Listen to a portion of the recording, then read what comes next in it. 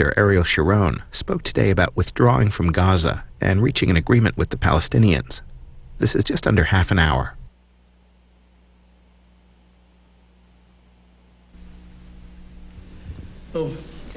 Good evening, everybody. The last year, I presented here the guidelines of the disengagement plan. Prior to that, I pointed out the national objectives to which we have to strive for. That the obtaining of these objectives is confronting us in every action that we take. The disengagement plan was intended, among others, to obtain these objectives. I drew the manner in which I see the future of the State of Israel, a Jewish democratic state with a solid Jewish majority, which has equal opportunity among all of its citizens, a state which is the heart and soul of the Jewish people and constitutes an attraction for the Jews of the diaspora, a state that will absorb in the coming 15 years more than 1 million immigrants, in which will be the majority of the Jews live there, as a state that lives in peace with its neighbors and grants personal security to its citizens, an education system that will train the future generation to contend with the technological challenges of the future and expose it to the tradition of Israel, a state with infrastructure that are suitable for the 21st century, a train system, a road system that connects the entire nation, a system of purifying water, electricity produced by natural gas. All of these will improve our quality of life and will contribute to conserving the environment in which we live. And is a prosperous Israeli economy integrated in the international community, which grows by 4 to 5% per year, which will achieve the same GDP as the most advanced countries. A society which will open in front of everybody the opportunity to live in honor and economic prosperity, which has no economic gaps between the center and the periphery of the country. In the last year, since I stated these objectives, that Israel took a great step in the right direction, a great step to obtain this vision and hope. Everybody knows that in the last 4 years, we were forced to contend with 2 serious and parallel crises: the terrorist attack and the economic recession. We contended with international isolation and the increase in anti-Semitism and anti-Israeli feeling throughout the world, with the feeling of loss of hope among many in Israel. We had to, first of all, to reconstruct the faith in our ability to find solutions, immediate solutions, to prevent economic and security collapse, and thus we did. Thanks to the IDF soldiers' activities and operations and the security forces, we were able to block the terrorist organizations in a series of operations, and headed by Operation Shield and our determined operation in focused operations. We also had to have very heavy reductions in the budget, and we prevented a financial collapse. The reforms we have implemented and we are continuing to implement placed the economy of Israel in a new position. We can increase now our effort to attract new investments, to privatize government companies, and to integrate in the global economy. In order to be able to implement these essential reforms, we have to expand the national consensus in all of those areas. I am a great believer in an operation out of consensus, and we proved in the last few months in the agreement between the government and the Histadrut, the labor union, that it can be done. The more there is economic growth which continues and deepens, while we improve our security situation, we can invest more resources in the social arena and to help the weakest in the society. We are one nation and one society, and the values of social solidarity that characterize the people of Israel will continue to guide us in our actions. We invest today much more in the education system in order to improve the system and to place in it good instruction. We allocated this year 1.7 billion shekels to implement the Dovrat report, and we will start implementing it already this year. This year, we were told that the Israeli students have improved their achievements, but we shouldn't be satisfied with an achievement in the middle. Israel cannot be content with mediocrity, but should strive to be first in education and in excellence. This is the key to the future of the State of Israel. Therefore, its implementation of the Dovrat report will continue to be a central part of my agenda and of the government agenda headed by me. I am participating in this conference for already 5 years, and I'm trying to follow up with all the important things that are stated by the different speakers in this conference. I would like to tell you that, contrary to the previous years, this year I felt that most of the speakers expressed optimism. This feeling is a result of the actions we have taken in all areas. In the year 2005, we are confronting a historic opportunity to change the strategic situation of the State of Israel and to take great steps to implement our hopes. The State of Israel will be prosperous, open society in which there will be an excellent educational system with social justice, and will be a power in the world, and will be an attraction for thousands of Jews who will come here, and a source of pride to all of its citizens. The fact that we were able to contend with all of these crises is opening to the State of Israel for the first time an opportunity, important strategic opportunities that we must implement. The year 2005 will be the year of the great opportunity. In the year 2005, we have had the opportunity to get out of the recession and to begin a real economic growth that will bring about a decrease in unemployment and the reduction of the economic gaps in Israel. In 2005, we have the opportunity to have a new partnership with the international community, fighting terrorism and instability in our region.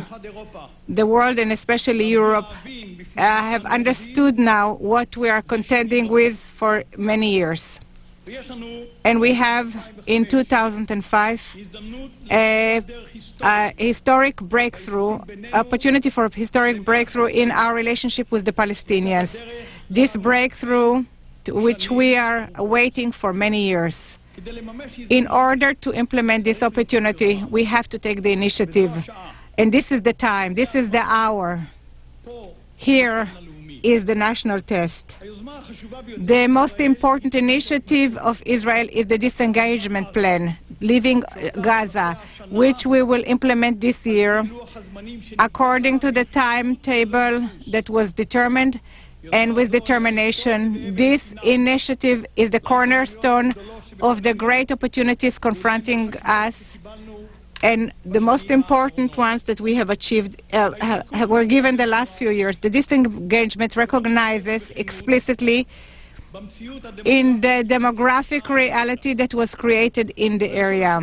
It is clear to everybody that in a settlement we will not be in the Gaza Strip. This recognition that we don't have anything to find there does not divide the nation and tear it up as the opposing minority states, but the contrary.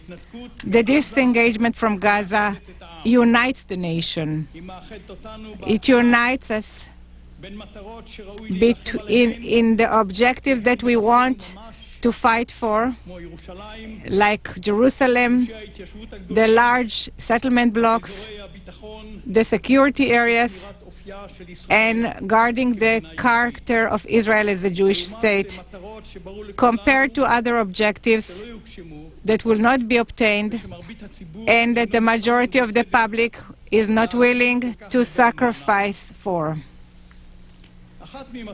One of the objectives of the Arab terror was to divide the nation and to break its spirit, blocking the terrorism on the one side and the disengagement plan on the other hand, a plan that the majority of the public supports, strengthens the national unity and creates a national consensus about the right of this objective and our fight for peace. This has brought about many political fruits.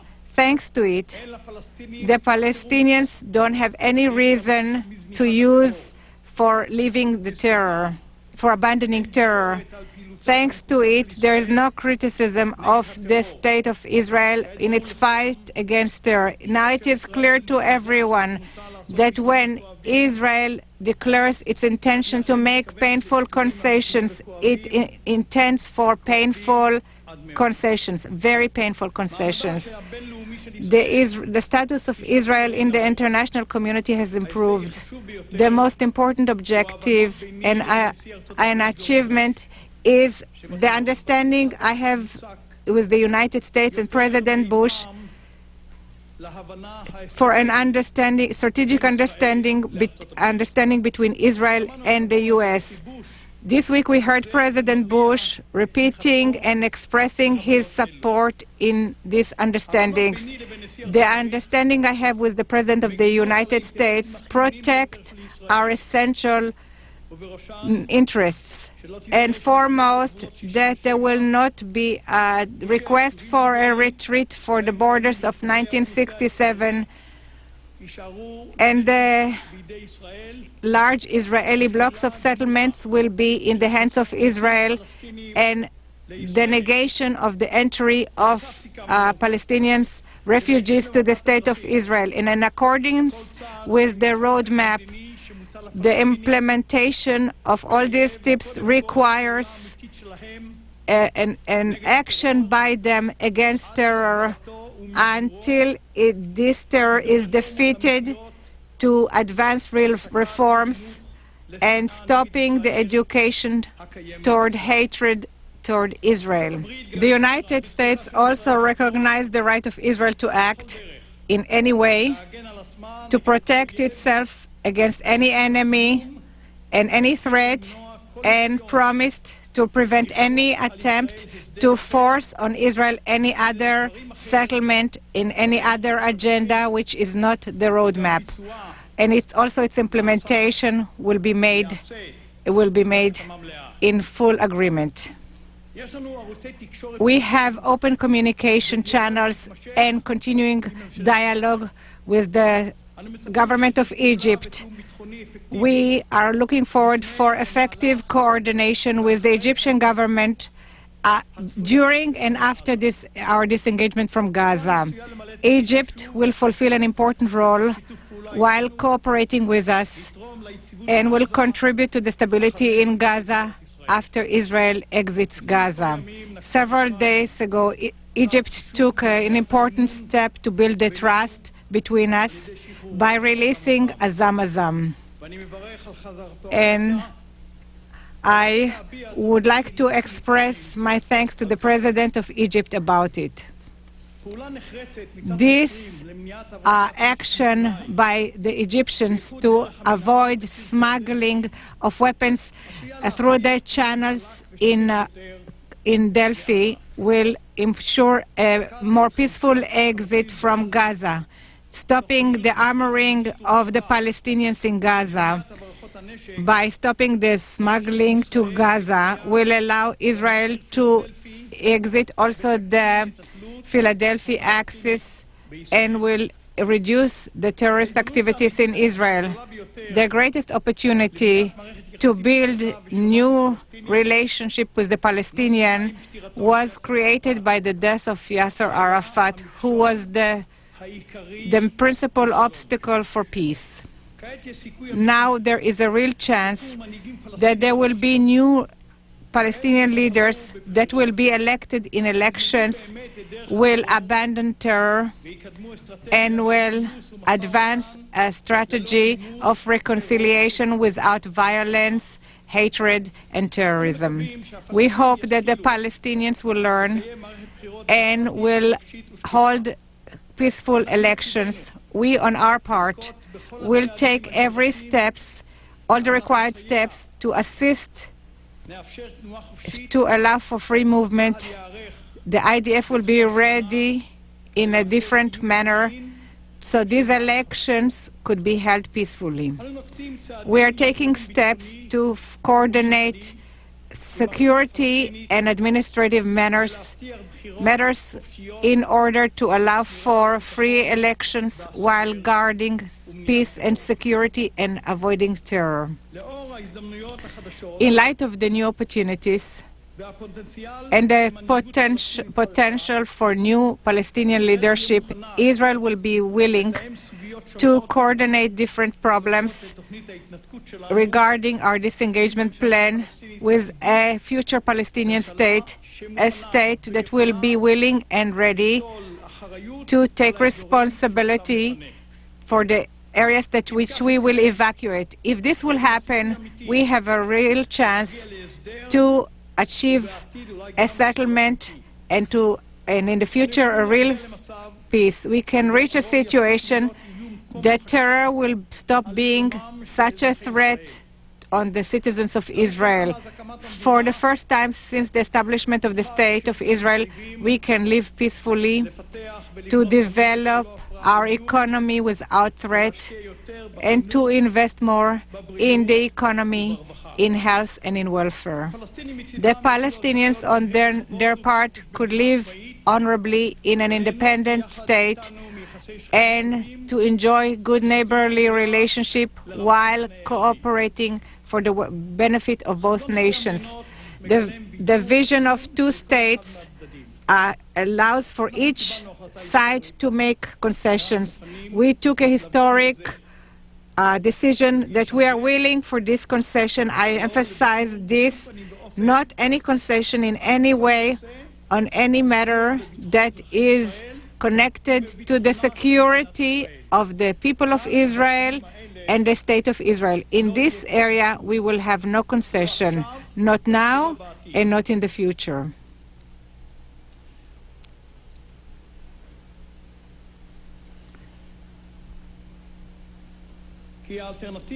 Because the alternative of one state, that one nation rules another, will be a catastrophe for the two nations. Only this way we will be able to grant a real hope to our people.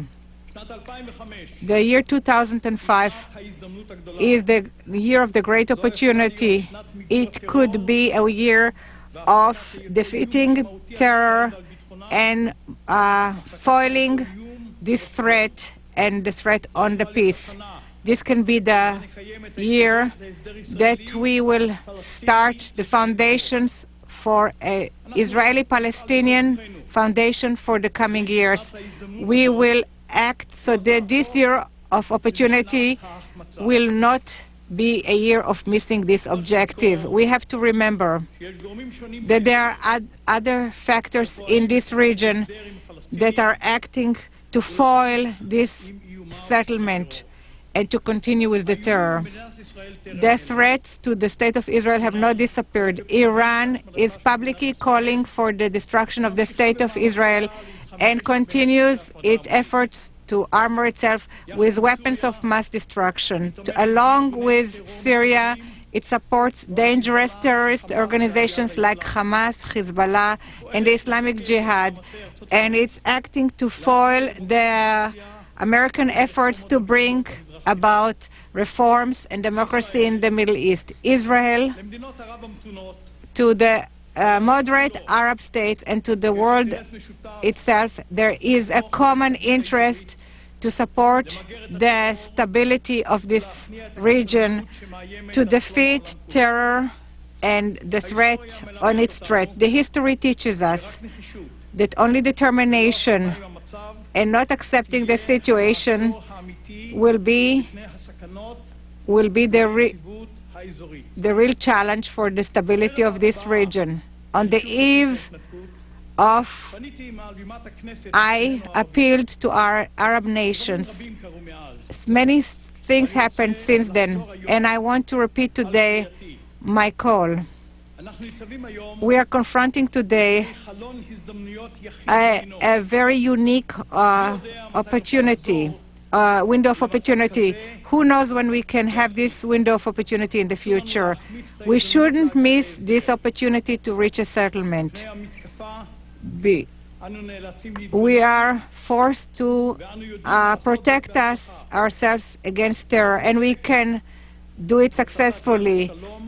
But by extending our hand to peace, we will continue to extend our hand in peace.